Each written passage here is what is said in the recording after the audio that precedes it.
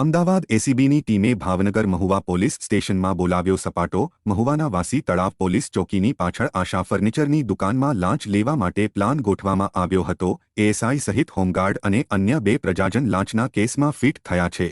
ખાનગી બેંકમાંથી mortgage loan લીધેલ હતી. તે લોનના હપ્તા ભરી નહીં શકતા બેંકમાંથી ફરિયાદ તેમના પિતા અને કાકા સહિત 3 જણા વિરુદ્ધ નોટિસ આવેલ હતી, જેની એક નકલ પોલીસ સ્ટેશનમાં અપાઈ હતી. લાંચ માગનાર મહુવા પોલીસના એસએસઆઈ અશોક ડેર દ્વારા નોટિસ નીકળેલ ફરિયાદીને રૂબરૂ બોલાવી અને વોરંટ નીકળેલ હોવાનું અને તાત્કાલિક હપ્તા નહીં ભરો તો 3 જણાને અરેસ્ટ કરવા પડશે તેવી બીક બતાવીને 25,000ની લાંચ માંગવામાં આવી હતી. બાદમાં જાગૃત નાગરિક દ્વારા અમદાવાદ એસીબીનો સંપર્ક સાધીને છટકું ગોઠવ્યું હતું અને એએસઆઈ દ્વારા કહેવામાં આવ્યું કે નજીકમાં આવેલ ફર્નિચરની દુકાનમાં હોમગાર્ડ જવાનને 25,000 આપી દેવાનું જણાવ્યું હતું. બાદમાં લાંચના રૂપિયા આપતા હોમગાર્ડ જવાન ભદ્રસિંહ રાઠોડ રંગે હાથ પકડાયો છે અને એસીબીની જાણ થતાં એએસઆઈ અશોક ડેર પીએસઓની ચાલુ ડ્યુટી દરમિયાન ફરાર થયો છે.